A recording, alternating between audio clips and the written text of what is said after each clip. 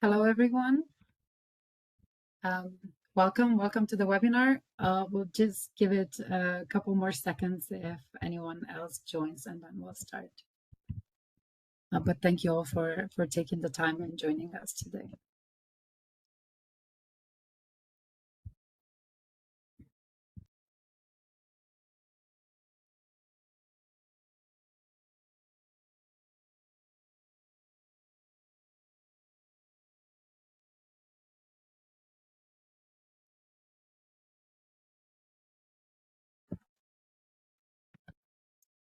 All right, I think we have quite a tight schedule, so maybe we start, and then if anyone joins while we go, I think that's fine.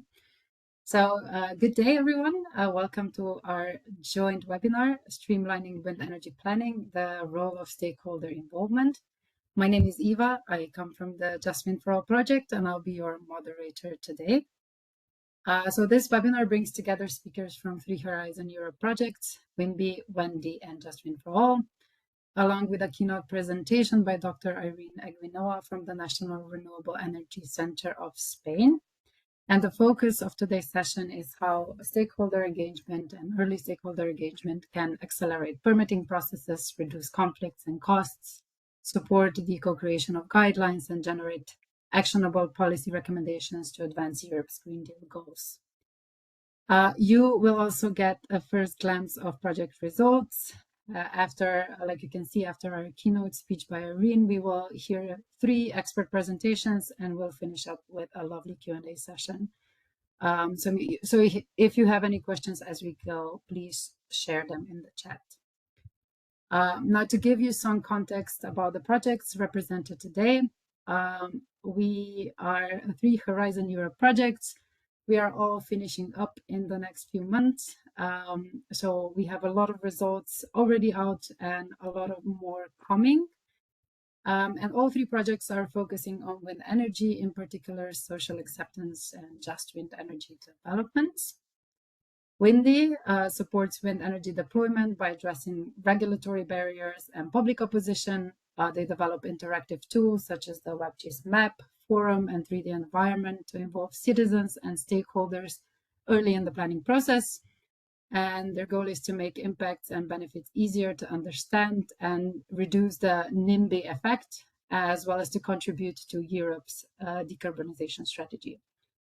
The next project we have here today is WENDY. They analyze the technical, environmental, and social factors influencing the acceptance of onshore and offshore wind energy.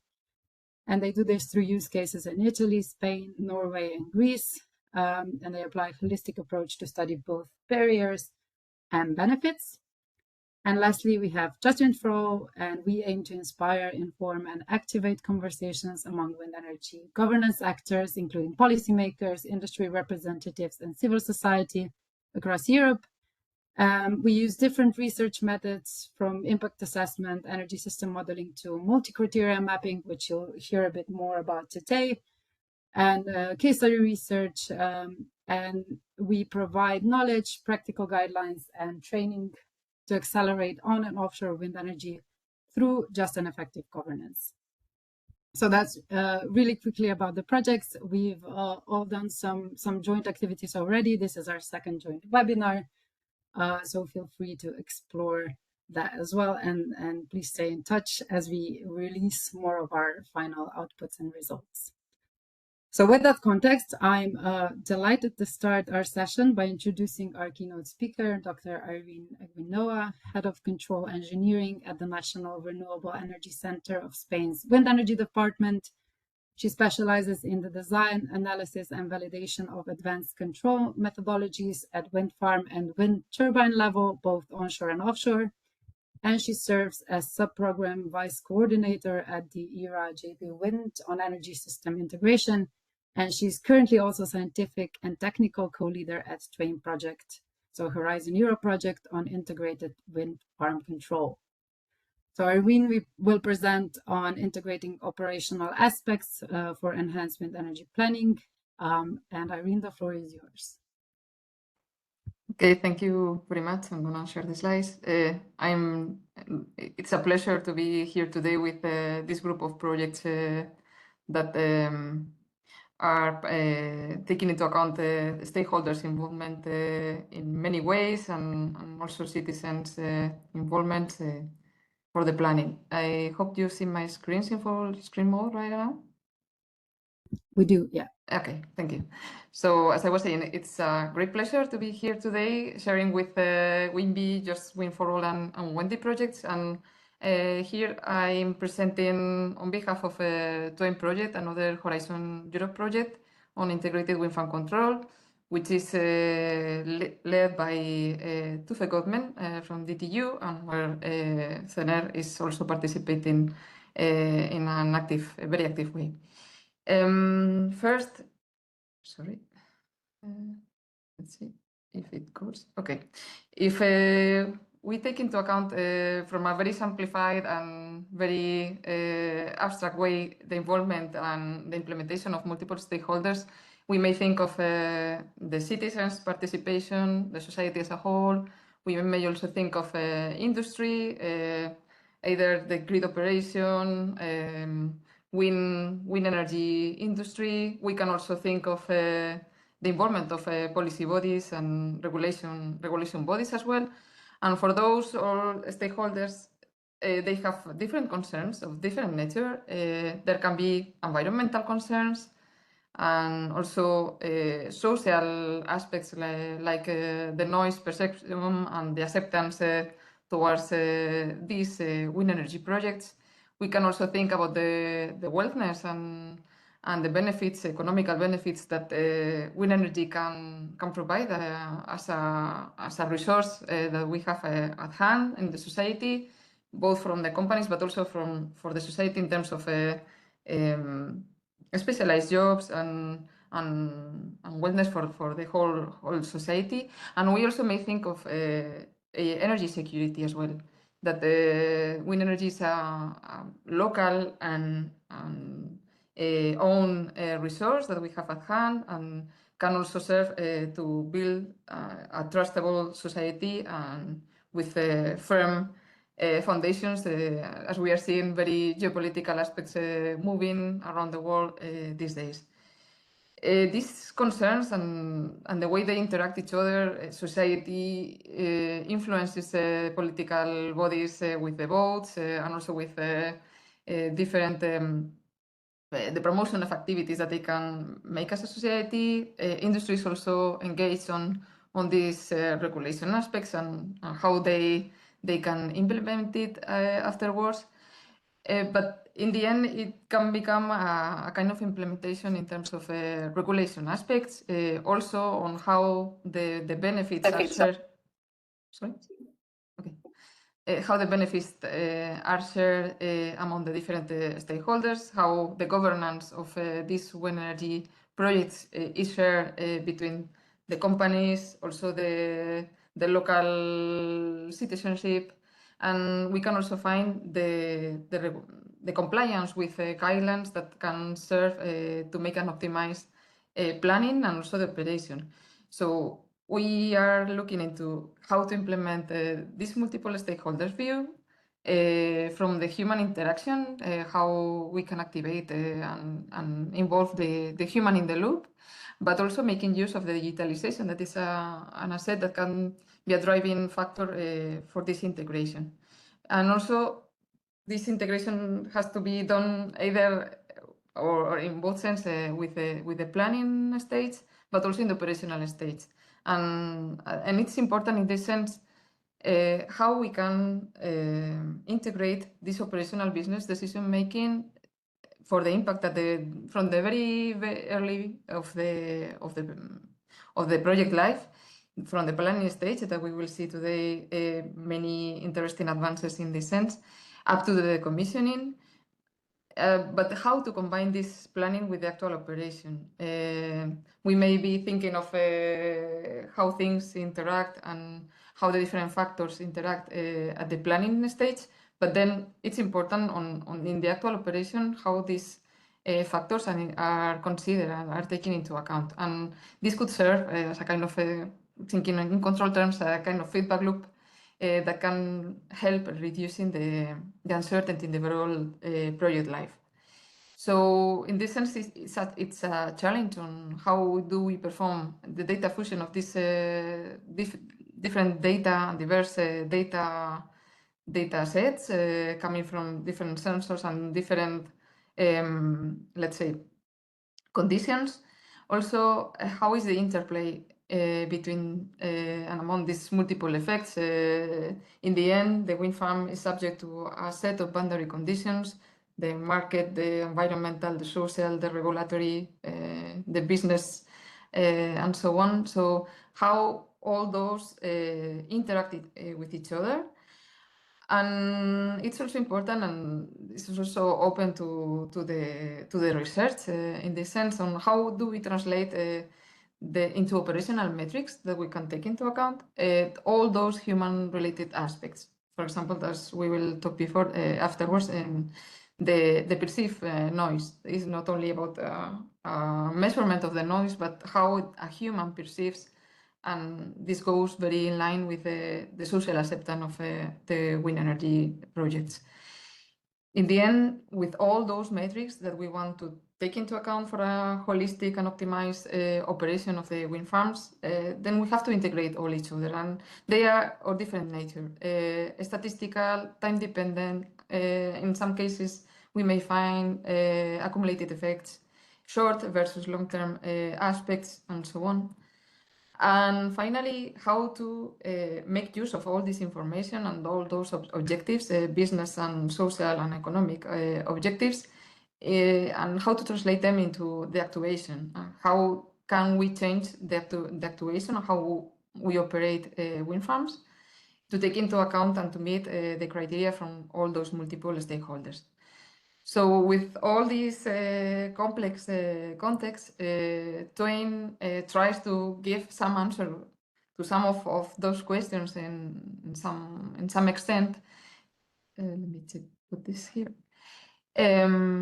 So we are trying to go beyond the current way of operating wind farms in a greedy way, let's say, from the turbine perspective, turbine center perspective, and think about the wind farm as an optimized asset, and also the interaction of this wind farm with the environmental surroundings.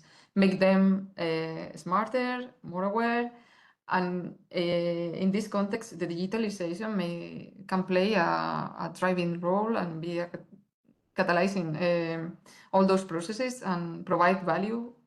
So an operation value center, making a better decision making and providing solutions for humans to choose among different optimized solutions. And for this, we have to take into account all the reflections and the information from the design phase till the end of the project.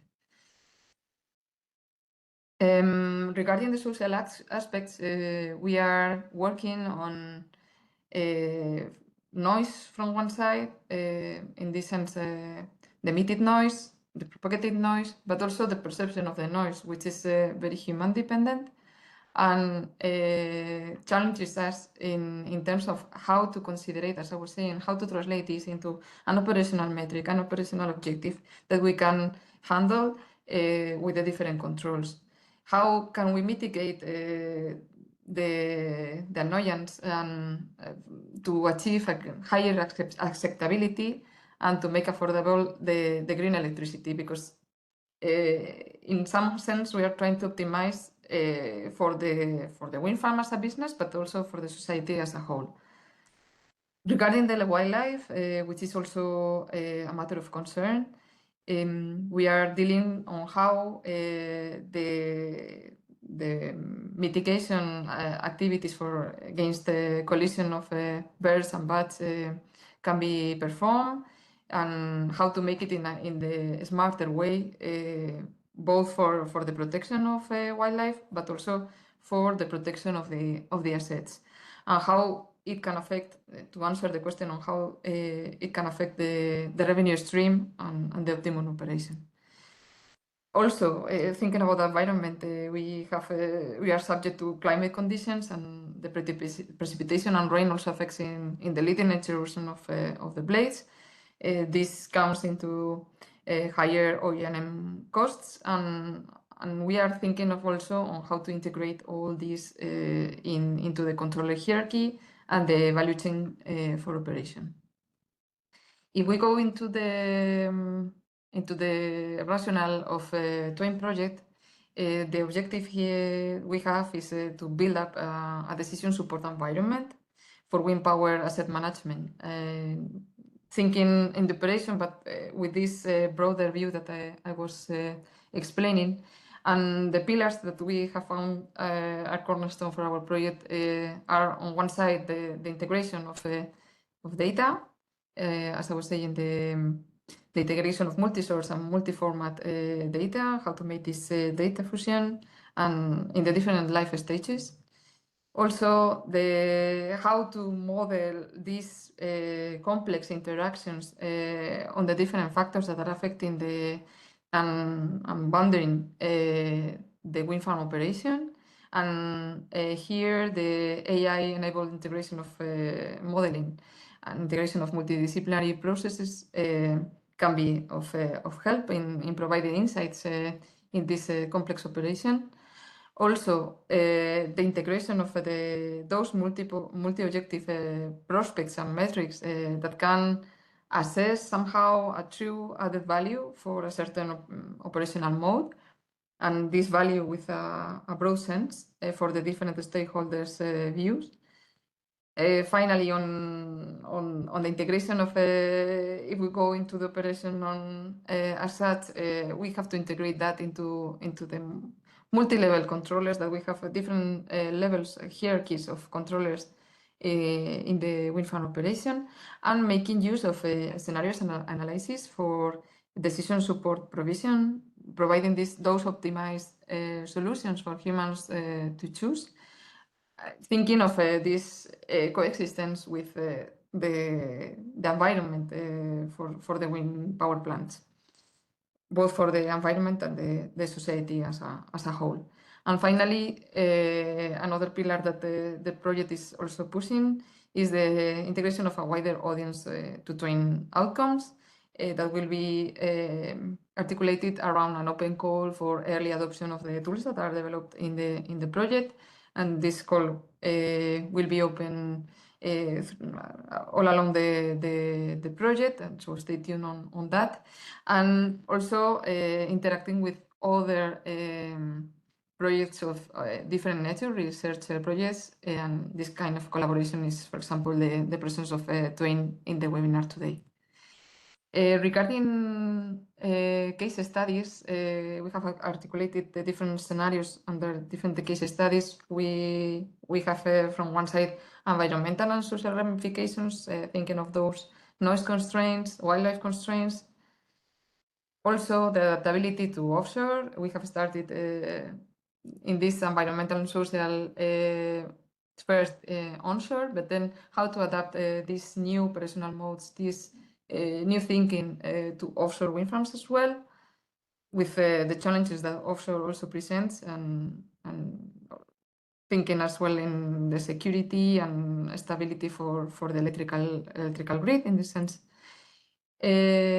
Another point, another case study that is very much related to the planning is the layout co-design. We integrate as well not only the design stage information, metrics, and so on into the operational optimization, but also how to make a co-design of, for example, the layouts, taking into account how the operation will be with the wind farm control into place. And in the whole project life, how to work from now towards the end of the life of those wind farms, thinking of extension or repowering, where we also have as well some social and environmental aspects like the use of the land. We are changing the landscape. We are also making some change in the visual impact as well. So insights that can come from the projects that are organizing this webinar today will also be very much help in this regard. Apart from those scenarios that we will be working on, there is a baseline one as well, which will be a set of field test campaigns, in resource field test, where we will test how the gains that we are saying that we will obtain with our new wind farm control strategies are truly providing these benefits.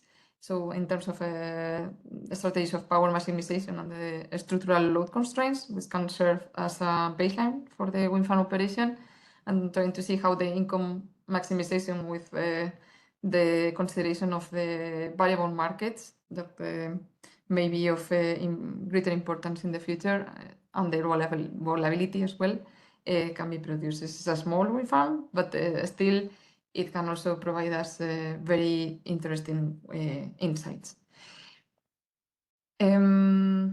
The twin project is a very nice collaboration of different entities, research entities, companies. We have a set of utilities in the project, industry, and also in universities and research centers, as well as software development to produce all the twin environment, from the data management and also into the optimization. So there is a very much focus on this software development. And those are the insights that I wanted to present today with regard to the planning. I'm very much interested in if there are questions in the audience to talk about, and also to see the presentations and the advances in the following projects that we will see. Thank you very much. Thank you, Irene. Thank you for the insightful presentation and really highlighting how complex the planning and implementation of wind energy project is. And we are excited to follow what the twin project does. So if you have any questions for Irene, just drop them in the chat and we'll cover them in the Q&A. We can move on. So next we have Stela Ntevetzaki from the WENDY project. She's an associate project manager at White Research. She holds a master's in chemical engineering and has extensive experience in managing EU-funded projects, particularly in the areas of sustainability and twin transitions. She has contributed to several initiatives at the intersection of innovation, technology, and green transformation across Europe, and she will present the WENDY Experience, co-creating wind energy guidelines through stakeholder engagement. So please welcome Stela. Thank you very much. Hopefully you can see my screen. Yeah, yes, we can. It's not in presentation mode though. Oh, not even right now? No. Okay, let me try it one more time.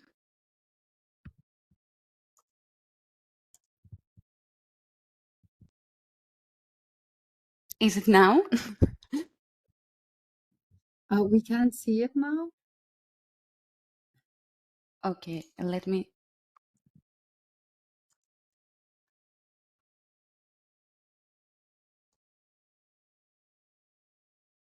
Is it working? Yeah, we can see it now. It's not in presentation mode, but I think we can see. So. Okay, sounds good. I will try to walk you through it like this. Okay, sorry for this minor technical problem, and thank you for having me here today. I'm really glad to be here. I'm Stela Ntevetzaki. I'm an associate project manager at White Research, which is part of the WENDY consortium, and I will speaking to you today about the WENDY Experience and co-creating wind energy guidelines through stakeholder engagement. So if we want to talk about the WENDY Experience, we cannot start without talking about our WENDY hubs. WENDY works with a pool of use cases that first of all vary in terms of geography. We have use cases in Italy, Spain, Norway, and in Greece, but they also vary in terms of maturity. Some of our use cases are in the planning, viability phase, others are in early, short-term operation phase, and others in the long-term operation phase. They also vary in terms of project type. We have use cases focusing on onshore and others focusing on offshore wind energy.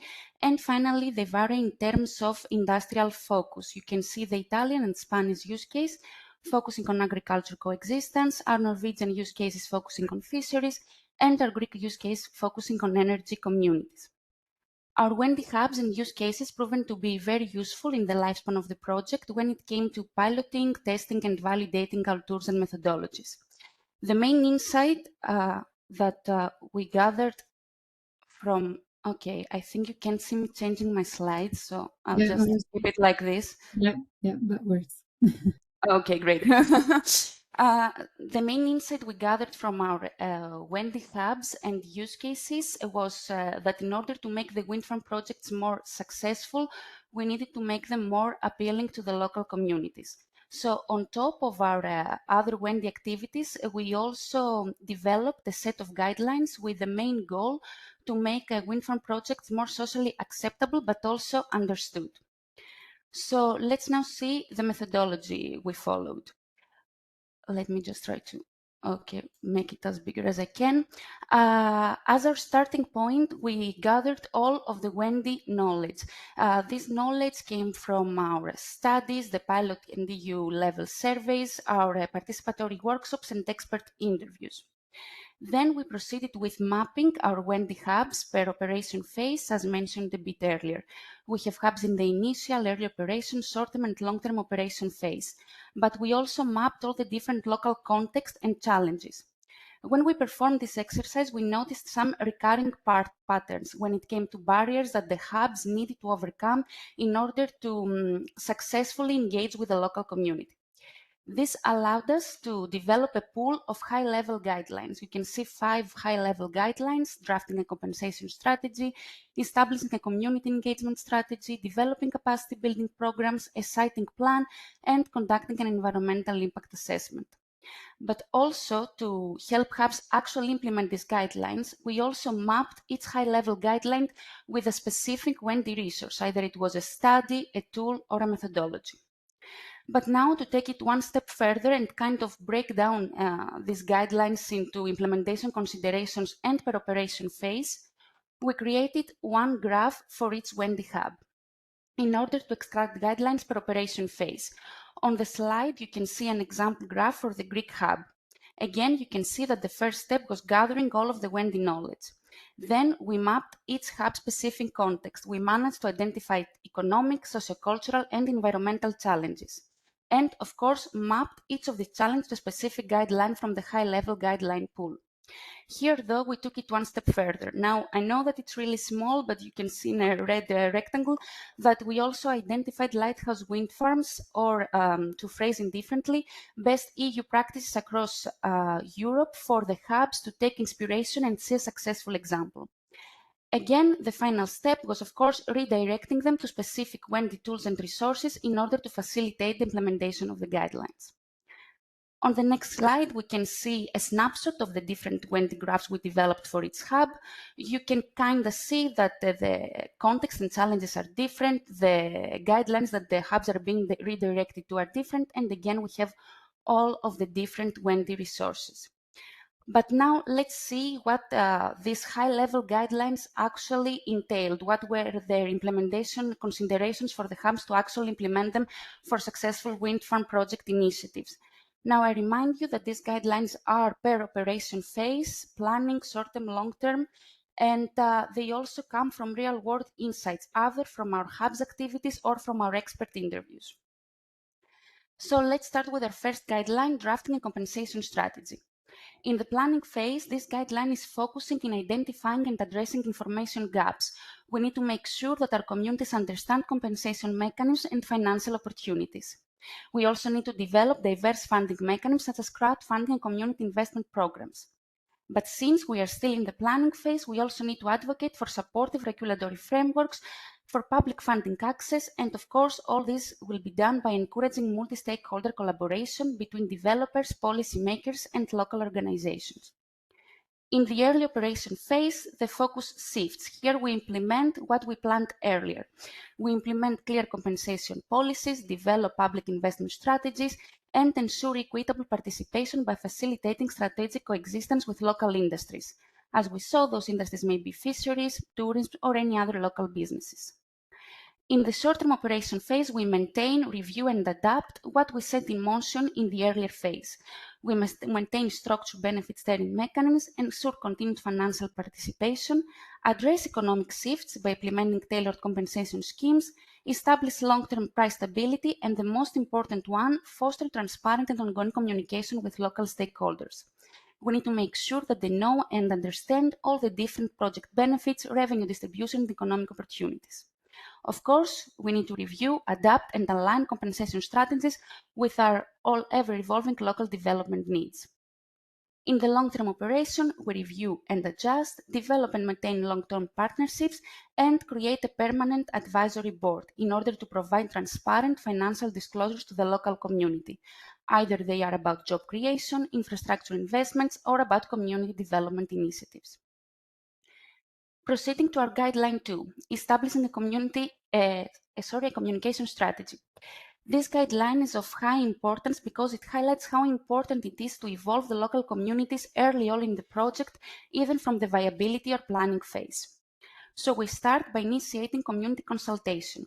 This can happen through a variety of channels, public hearings, open dialogue, stakeholder meetings, in order to identify concerns and expectations early. We develop tailored communication strategies that reflect a local cultural, social, and economic context.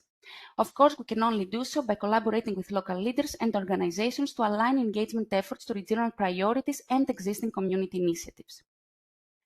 In the early operation phase, again, we monitor and adapt. We continuously monitor community feedback, strengthen our partnerships, promote industry coexistence, and encourage deeper participation by maintaining proactive communication efforts, again through a variety of channels, regular updates, public forums, and accessible grievance mechanism. In the short-term operation phase, we provide regular and transparent updates. We conduct educational campaigns to highlight tangible benefits, and we collaborate with local organizations to provide accessible information. Long-term operation focus stays similar. We maintain open and transparent communication, disseminate periodic reports through workshops, community events, we address concerns and provide updates, and we ensure that we have in place a responsive feedback systems. This allows residents to voice concerns, but this also allows wind farm developers to adapt engagement strategies to the local fabric. Guideline 3, developing capacity building programs. Planning phase starts with conducting skill assessments. Here, the focus is to identify skill gaps in order to develop and offer technical training programs covering installation, operation, and maintenance. We conduct community engagement initiatives, design capacity building programs tailored to local needs, and this, of course, can only come hand in hand with collaboration with educational institutes, local governments, and wind energy developers to provide resources and expertise. Early operation phase again starts with skills assessment, but here the focus is to identify existing local expertise and create a competency pool for developers to use. We again develop and provide tailored training programs, and we promote open and neutral communication. You can see here that no matter the focus or the scope of the guideline, or no matter the phase, open, neutral, and continuous communication and engagement with the public is present in every guideline. Finally, we facilitate skills development programs in local municipalities to support knowledge sharing and, of course, effective project implementation. The focus of short-term and long-term operation phase in this guideline is pretty similar, and this is why you see the long-term block blank. Here, we review again and adjust, and to do so, we develop key performance indicators to measure knowledge retention, employment outcomes, and overall community benefits. Again, promote and maintain partnerships and develop additional incentives like scholarships or apprenticeships. And of course, by using a variety of tools like public workshops or educational campaigns, we ensure equal access to training opportunities. Guideline 4 is a unique guideline, is that of developing a siting plan, and as you can see, is only applicable in the planning phase. The reason why we consider this guideline important and included it is that because our WENDY studies, when it came to lighthouse wind farms or EU best practices, showed that involving the public early on from the viability phase, even when it comes in siting or sizing a wind farm project, enhances long-term acceptance and trust. So we start by conducting comprehensive site assessments. We want to identify optimal locations, and to do so, we collaborate with local stakeholders. We ensure compliance with environmental regulation and zoning laws, things that differ from region to region. And we, of course, consider long-term impacts, and in order to do so, we use adaptive management practices to address any unforeseen impacts during and after construction. For our final guideline, Guideline 5, conducting an environmental impact assessment, we start with an environmental impact study that assesses impact on local species, ecosystem, noise levels, and visual impact. In order to do so in a transparent way, we collaborate with environmental organizations and local authorities. Of course, we integrate all of these findings from the initial impact assessment into site selection and planning process to avoid critical environmental zones. Finally, we develop a mitigation strategy and establish a continuous monitoring mechanism. In the early operation phase, similar to the other guidelines, we implement what we set in motion.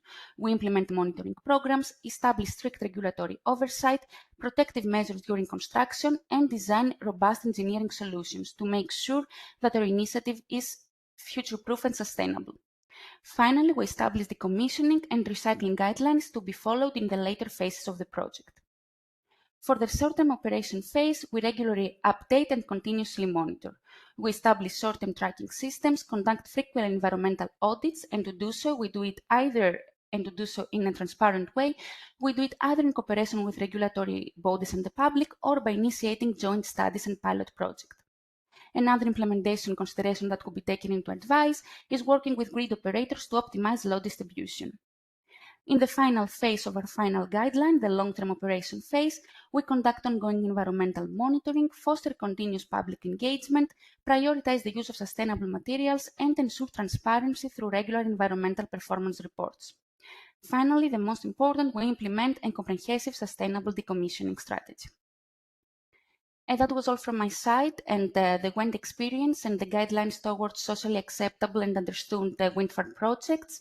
If we had to take one takeaway from this whole exercise, is that there is not a one-size-fits-all approach, but wind farm projects and guidelines need to be highly tailored to the local context.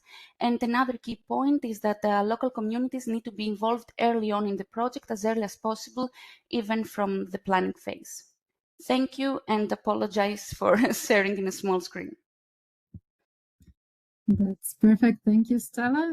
There was a question if you'll be able to share the presentation for those that didn't see it well. Oh, for sure. Yeah, and apologize again. Thank you. Perfect. No problem. So yeah, we'll share the presentations after. So moving on to WIMBY, we have Irene Eguinoa, project manager at NASCA Maps, and Monica Bucha, PhD researcher at Kelso Institute Europe.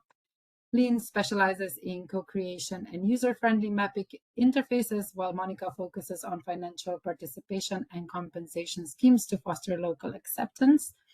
And together they will present co-creating WIMBY tools, financial compensation, and participation in wind energy.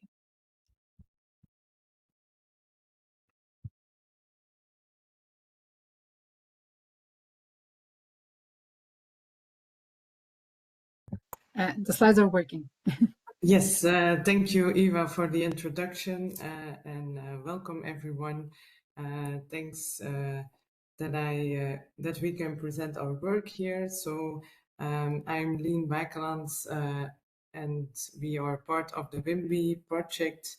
I'm going to give you a quick overview of the co-creation activities that we did to engage stakeholders in the co-creation of the tools in the project. So this is an overview of the WIMBY project, where you can see that we are creating a lot of data sets, a lot of information about impact, synergies, and trade-offs, things to consider when planning a wind farm. And all this data is coming together in the WIMBY tools. So we have 3 tools. The first one is the 3D environment that can be used in local workshops to really experience in a 3D setting what a wind farm will look like. And there is some gamification aspect where you can really make decisions based on local information. But today I'm going to focus more on our 2 tools that will be more publicly available for the whole of Europe, which are the interactive map and the forum. To develop these tools, we really wanted to make sure that they are useful for the people who will use them in the future. So we organized a lot of co-creation sessions and workshops, both internally with all the partners in the WIMBY project, but also with some external representatives of future users. So first we try to really define our target audience, and therefore we made this kind of bullseye canvas where we really wanted to select the direct users who would really use the tools directly.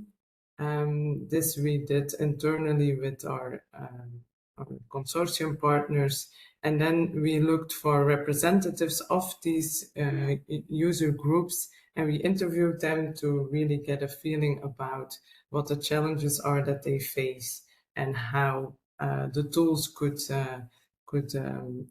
make them overcome these challenges. We defined 3 user groups: the interested audience, which is quite a general group of the general public, but also maybe landowners, energy communities, groups of people that maybe are interested in sharing their land for a wind farm project. Then the specialized users, who are more like researchers and experts in the field, and then the education group for learning about what it means to plan a wind farm. We made these user flows to really define what the steps are that these users could take in our tools, and how these tools would help them to get to their end goals. For instance, a landowner who wants to get a feeling if a piece of land that they own is suitable for starting a wind farm project. So it was very important that the information in the tool, which is quite technical, was presented in an understandable way, because our main target group was the interested audience. So we really developed a prototype, an interactive prototype that they could try out and really give feedback on.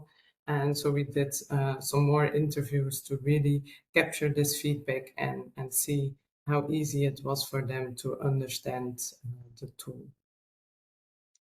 And now I'm going to give you a sneak peek of these tools. As the time is short, I will go over it quite quickly, but feel free to go to our website, wimby.eu, to get some more information, or join us in the final event that we are organizing in October, where we will also show all these tools.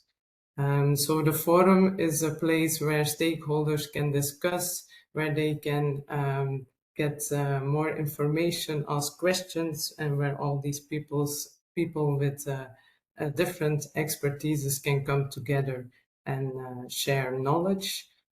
So you can post a question, get some answers, look at some threads that are structured in a nice way with categories and tags to make it easy for people to find what they are looking for. And this forum is then connected to the map, which is my expertise. So the map is a place where all the data comes together, where you can zoom into any location in Europe, and you can activate some of the layers we have. We are still working on this, so each week we are adding more data sets to the map, which is now not yet publicly available, but it will be in the future. The main functionality is the wind farm simulation tool, where you can really draw on the map a region of interest, and then in the background we will simulate what the best layout is for a wind farm in terms of the technical parts, the energy output, but also in terms of the impacts and the constraints. And then in the side panel, we try to give as much info as possible about the estimated energy that will be produced, about regulations that are important to take into account in this location, and also the impacts. So we try to integrate all these sometimes quite technical impacts in an understandable way. We work with this info buttons to give a little bit more information and try to visualize them in a nice way that the general public can have a look and get a feeling about what the impact will be of a wind farm in a certain location. I don't have time, unfortunately, to go into all these impacts in detail, but for this presentation, we wanted to focus on a new one we have integrated, and therefore I'm going to switch to the testing version of our application. So we have developed also functionality that you can share the simulation, so you can make an account, save your simulations and share them via a link. And this will be the integration with the forum, where you can share a link with other people in the forum and discuss the different aspects and the things that are important. And one of the impacts that we included also very recently is the local benefits, where you get an idea on a positive impact this time. So this is also important to show that there are potentially negative but also potentially positive impacts. And one is the local benefits, where you can get an overview of potential local benefits for the municipality or for the people living around the wind farm. And as I already mentioned, my expertise is the interactive map, but Monica is really the expert in these legislative aspects, and I'm going to let her talk more about how she came up with all this interesting information about. Well, thank you, Irene, for this very smooth handover. And thanks for the presentation. Then I will continue and share my screen.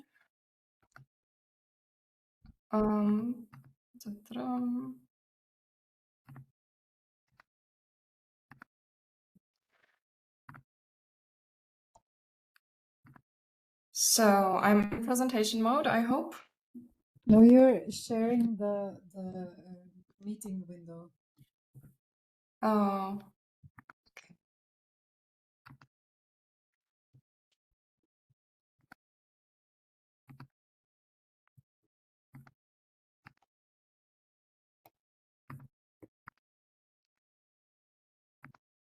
And now you can see the presentation.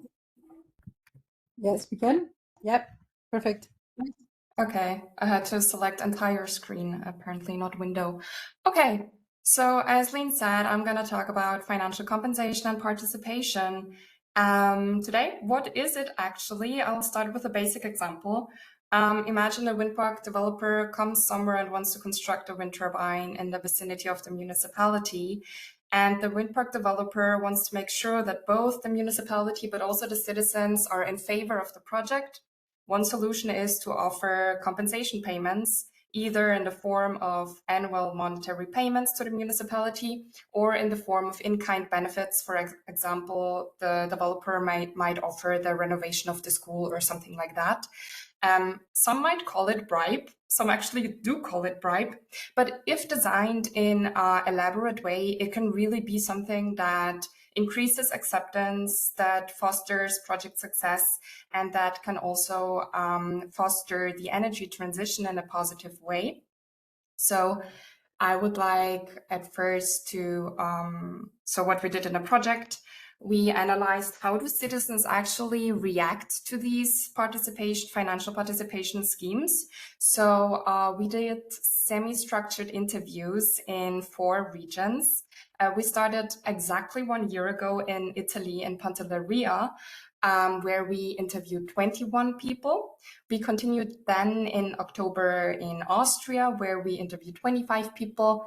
Then this year, January, we went to Portugal, where we interviewed 21 people again. And then in May, we were in Norway. And yeah, we wanted to get a differentiated picture, which is why we had these 4 countries. And our interview lasted 30 minutes, and one aspect was financial participation and compensation. So this is the question I will zoom in today. Namely, we asked the residents, and in total it was 89 residents of all the 4 countries, so our sample size was 89. Which of the following financial participation schemes would increase your willingness to support wind energy projects in your region? And we analyzed 4 different schemes. We looked at discounted electricity. So yeah, would residents support the project if they were offered lower energy bills after? We then looked into financial participation of the municipality, which would mean the municipality receives the money, or the municipality could buy shares and become a co-owner of the project. The third option we looked in was the possibility for the residents to acquire project shares and to become a co-owner. And the 4th scheme was, again, the possibility for residents to acquire project shares, but this time on credit or on loan. So it would also empower citizens who don't have the liquidity, who don't have the money, but the wind park developer would offer them a loan to acquire a share. So we see that when it comes to discounted electricity, 61% were convinced and said, yes, this would increase our acceptance towards the project, good thing.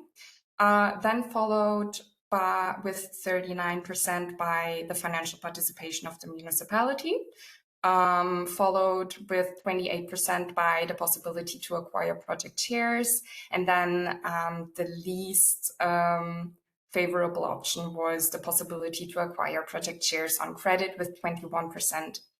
And then we also went one step further and we wanted to analyze, okay, so of these people who actually like these participation schemes, how many of them were actually opponents? So NIMBYs kind of against the project.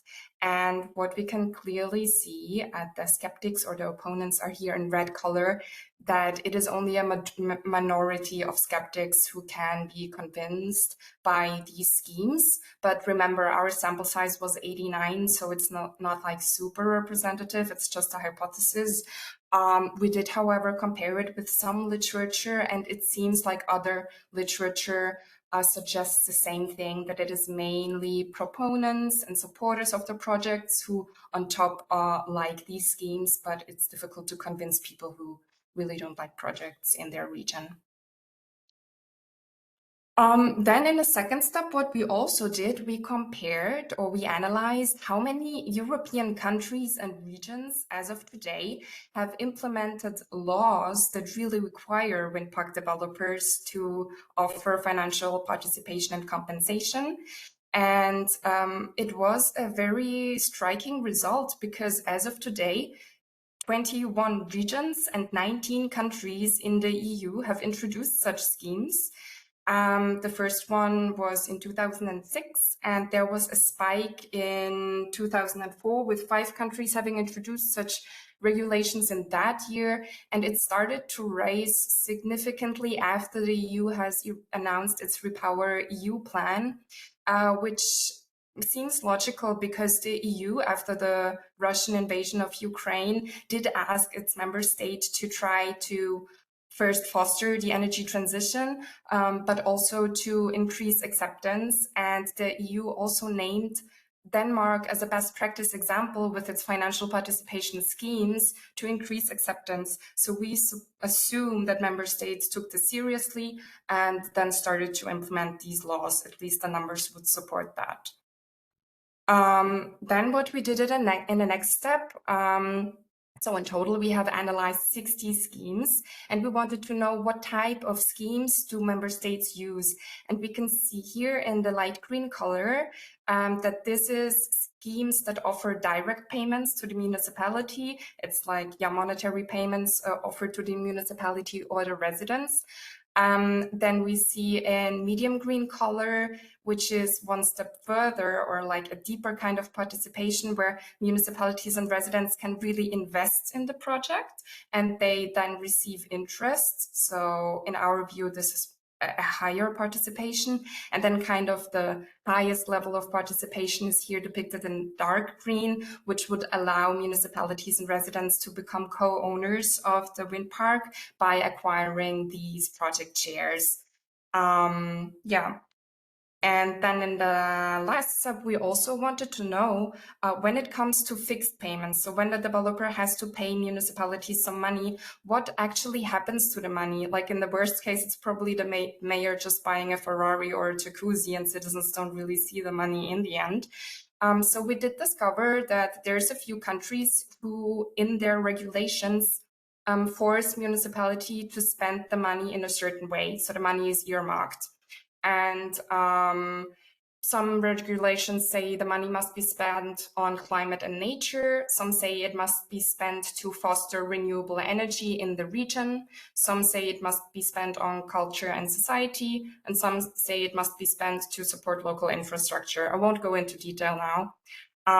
And then there's three highlighting or best practice countries who say if the municipality receives the money, the municipality has to set up a citizen council that selects which projects should be funded. So citizens can then apply and say, hey, we have this idea, we want to renovate the swimming pool. Or some other citizens say, no, we want to renovate the kindergarten. And then the citizen council decides which project should be funded with the money received by the wind park developer. So this is an example of participative democracy or participative budgeting. That's it. Quick sneak peek. Yeah, thanks. Thank you so much to both of you. And we're moving on to the last presentation from JustWind4All. So we have Josie Coburn, Research Fellow at the University of Sussex. Josie specializes in science and technology policy and interdisciplinary social research, and she will share results from the JustWind4All project, presenting findings from multi-criteria mapping, where we'll explore and compare different stakeholder perspectives on wind energy. So Josie, the floor is yours.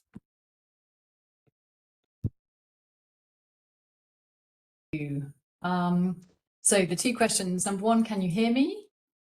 We can hear you and we can see the screen, but it's it's in the presentation mode now. So it is. Perfect. Great, good news. Okay, thank you very much for all being here. I'm delighted to present just a very small section of the JustWind4All results on the work package that I was involved in, which used this method called multi-criteria mapping. I'll try and be brief because I know we're running over.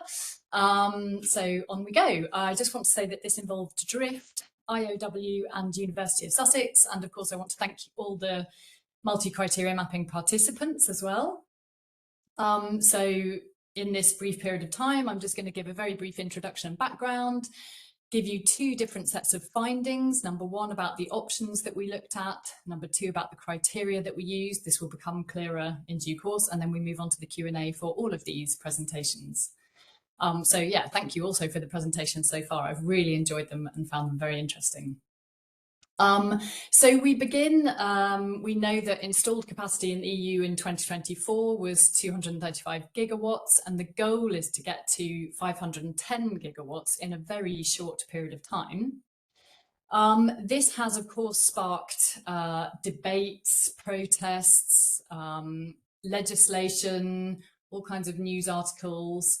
And what comes from this is that there is a real plurality of values, interests and priorities that do not neatly align with this goal, unfortunately. But what can we do about that?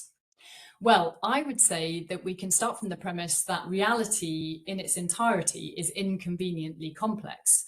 We think that there are underdetermined categories and processes, and underdetermined means that there are always unknowns and uncertainties that we don't fully understand yet, and yet we try to analyse them. Multi-criteria mapping is a method which aims to open up this complexity. So it's quantitative, qualitative, and it's participatory, and it's about appraising different options. It's about looking at diverse perspectives on a complex issue, such as wind energy development. And it's about appraising multiple options. So not just looking at one best way forward, but what different ways forward are there? What are the different ways to achieve a particular goal? We look at these according to multiple criteria, so multiple ways of judging how well these options might perform. And we explicitly include consideration of uncertainties. And the aim is to open up decision-making to more fully understand the options, the ways forward, how good or bad they might be, and according to these different criteria, yet also suggest concrete ways forward. And hopefully this will become clearer in the next few moments.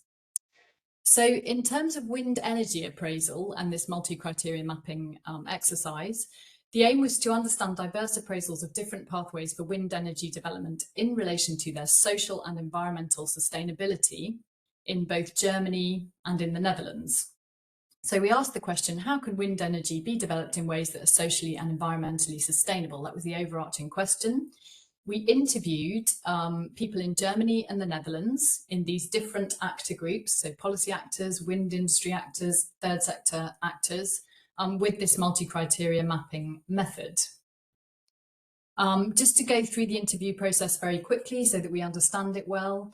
The first step of the process with the interviewee is to review the options that are on the table. So we want all interviewees to look at a particular number of options in relation to wind energy development.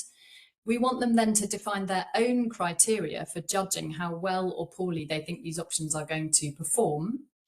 And then they have the opportunity to assess the options according to their own criteria and give them scores, and crucially, both an optimistic score and a pessimistic score, which gives this idea of uncertainty. And all the way through this interview, much more in line with qualitative interviewing, we're documenting the reasons. So when people are giving their quantitative scores, we're also asking why. Why is this one better than that one? Why is this one so uncertain? At the end of this process, they then get to assign weights to the criteria that they have specified, and we come up with some quantitative ranks for them to look at, and again, to give their qualitative ideas about whether this ranking accurately represents their view. And if it doesn't, crucially, we don't include it in the appraisal. We say, fine, we'll move on to the next person. But actually that didn't happen. But it's an important point that people have to be happy that this accurately represents their views. So just briefly, this chart in the middle is showing performance on the x-axis, with further to the right meaning better performance, further to the left meaning worse performance, and the length of the bar meaning the uncertainty. And the y-axis is the options that are in play. Just very, very briefly, why Germany and the Netherlands in particular? Well, both countries face similar challenges, as indeed do many European countries, of course, with public resistance, but also demands for grid development. Both countries have made efforts towards public participation and ownership. They are comparable in terms of their international status. There has been international legislation, but there are differences in population density. So we thought it might be interesting to look for similarities and differences between these two countries, but also between the stakeholder groups that we looked at as well. So which options did we look at with this multi-criteria mapping exercise? We looked at the option of large wind firms. In this option, wind is mainly run by large firms with little participation or community benefits. We looked at local alliances. So what happens if there are alternative organisational forms and frameworks to create local value? We looked at reconciling nature. So in this scenario, wind developments more fully respect non-humans and nature. And we looked at all wind offshore. And of course, this means all wind generation takes place offshore. And of course, these options are not mutually exclusive, but by getting interviewees to focus on these in turn, we did find some interesting insights about, the pros and cons of each of these different options. So looking at the ranking of the options initially, I like to show this picture. It's a bit like a river delta because, rather than there just being one river, there are many, many pathways and it's quite complicated. So that's how we should kind of view the options in MCM. And looking at the ranking of the options is important because it shows which options are considered to perform best and worst, according to whom and under which conditions, and of course with uncertainties. So looking at all of the participants in the 2 countries and in all of the stakeholder groups, we can see here, so we've got the 4 options and we've got the performance of those options. The blue bars are showing the extremer of the performance scores that were given, and the orange bars are showing the mean optimistic subrank and the mean pessimistic subrank. So they're giving that kind of mean idea of the uncertainties involved. We can see from this chart there's a slight inclination towards local alliances with both the mean optimistic subrank and the mean pessimistic subrank, so the orange bar, both the optimistic and pessimistic side of the orange bar being higher than those other bars, but with lots of uncertainties. There's a slight disinclination towards all wind offshore and large wind firms, again with considerable uncertainties. However, all core options are either favoured or disfavoured by at least one interviewee. So that's shown by the length of the blue bars going all the way to the optimistic extreme and all the way to the pessimistic extreme, which means that one interviewee at least gave that score. And it's important to note that many additional options were created, which I'm not going to talk about today, but, so they were things that people felt were missing that could be interesting options to explore as well. Comparing the 2 countries, you can see that they are quite different. So in Germany, there was a bit of a stronger inclination towards local alliances and a disinclination towards all wind offshore. In the Netherlands, there was an inclination towards local alliances and all wind offshore and a slight disinclination towards large wind firms. Of course, these are all with very wide uncertainties, as I mentioned before. So there's less clarity in the expression of the Netherlands performance of the options. There's more uncertainty expressed overall, and there's quite a stark contrast in the appraisal of all wind offshore between the 2 countries. If I then move on to the criteria that we use to make these judgments, the criteria used, if we go back to the river delta analogy, I've just got 2 users of the river delta. One is the birds and 2 is the humans, the people, and they might have quite different criteria for what makes their river delta usable. So it's important to look at the criteria because they reveal how participants value, prioritize and interpret complex issues, revealing a bit more detail about their perspectives and matters of concern. Just very briefly, so between all of the 32 participants, a total of 122 criteria were developed by them in these interviews. We divvied them into criteria groups, and you can see here we've got social, ecological, feasibility, political, economic and technical. And there were also some people that couldn't separate out social and ecological that felt that they were intrinsically mixed. And you can see that these were developed in both Germany and the Netherlands and over all the stakeholder groups. And we have subgroups within those overarching criteria groups, but I won't go into that level of detail. So just looking at the social criteria initially, there is a difference between Germany and the Netherlands, with German interviewees tending to talk more about local acceptance and local value creation, and Dutch interviewees talking more about the local negative impact on people and participation in decision making. A couple of these weren't brought up by interviewees from wind energy at all. So, we can interpret these in different ways, but it's just giving you an example of the level of detail that we can go to if we want to with this sort of data. Just to give a bit more detail, some observations from Germany regarding this social criteria. Local social acceptance was a key criteria for many of the interviewees in Germany. It's frequently framed as being linked to local value creation and financial participation. Regional participation laws appear to have settled some earlier debates and conflicts surrounding these sorts of issues, but other matters of concern remain less frequently addressed. And so diverse forms of financial participation might be too narrow a focus to address all the concerns that come up. Then just looking at the feasibility criteria group, Again, there were differences in focus for Germany and the Netherlands. You can see that in the Netherlands, they were more concerned about the speed of realizing wind energy and the capabilities involved, whereas in Germany, they talked about the realization of wind energy projects in their totality. Most criteria in this group were formulated by actors from the wind industry, and in the Netherlands, feasibility was not mentioned by policy actors at all, interestingly. I think in the interest of time, I won't go through all of these longer observations, but I'm happy to return to them, but I'll more focus on the criteria. So looking at ecological criteria, again, there were differences, as you can see, mainly third sector, for example, talking about local impact on nature and ecology, but also policy and industry. Here again, Dutch interviewees created some criteria that mixed the social and the ecological grouping.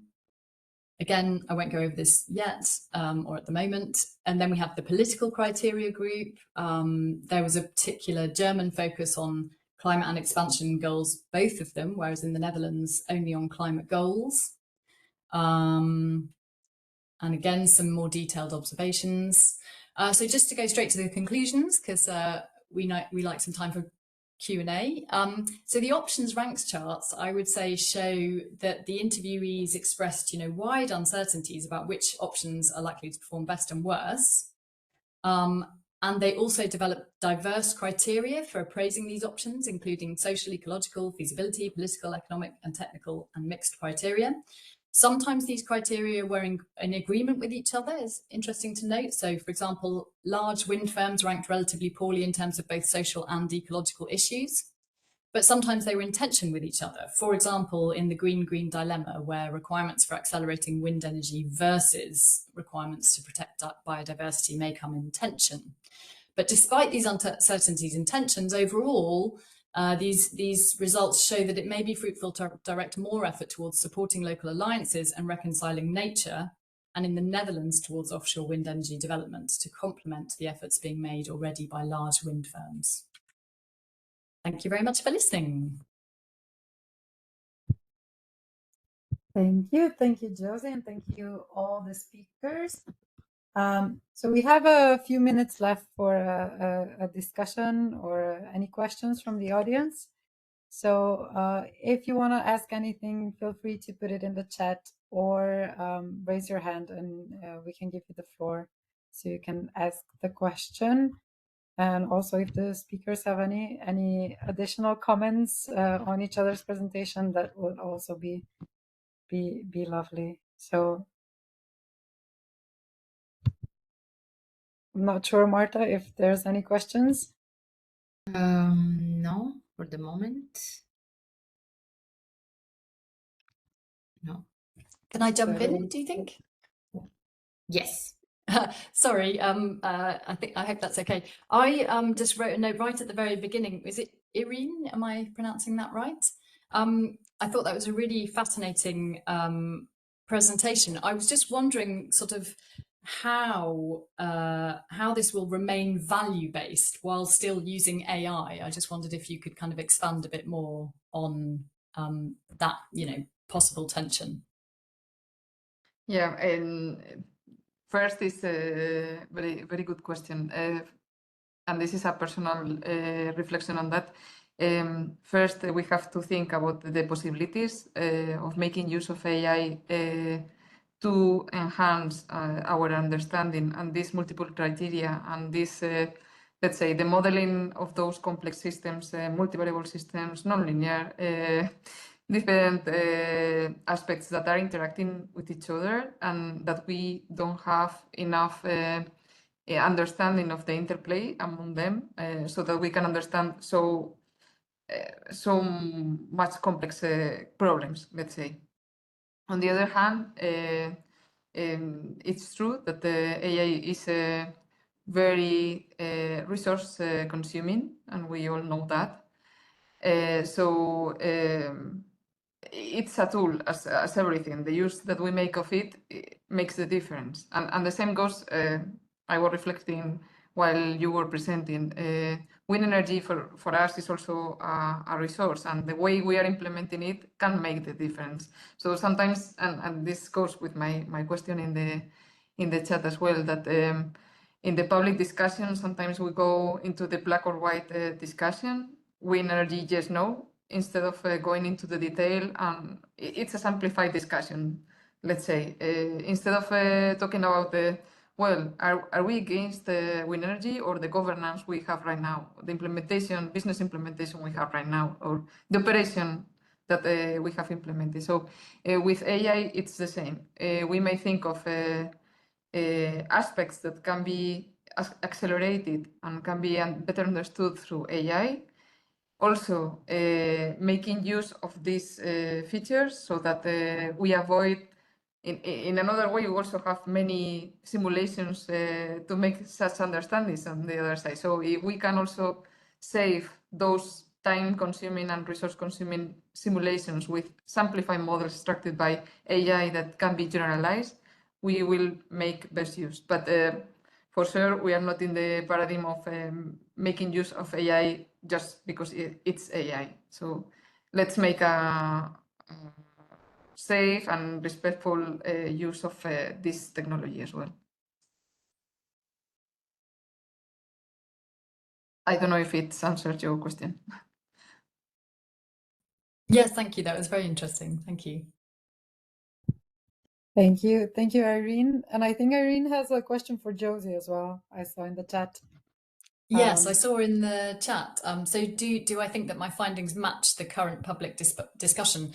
I mean, I think they do, but one thing I would say about these methods and any sort of qualitative methods, I suppose, is that obviously they're a snapshot. So they were a snapshot of when the interviews were done.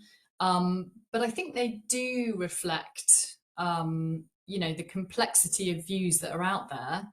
And, you know, the wide uncertainties that people express, both individually and across multiple participants. I suppose that's part of the point as well, that even if individuals are relatively more sure, once you talk to, you know, a wide number of individuals, of course, their perspectives vary a great deal. So that's why you come up with even bigger uncertainties.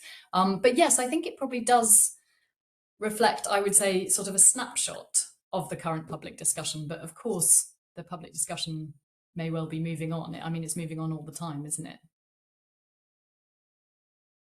Yeah, my question was also in the direction that maybe as researchers in this area, we should also help on making calmer and more into depth discussion on wind energy without making it wind energy agnostic from the political wind, let's say.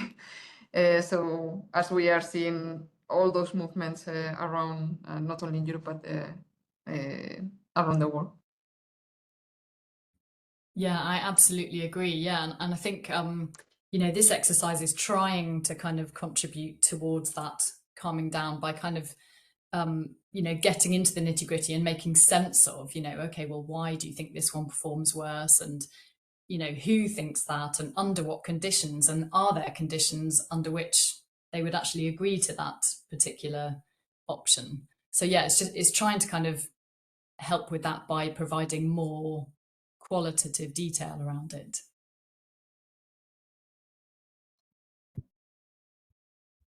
Perfect. Thank you. Thank you both.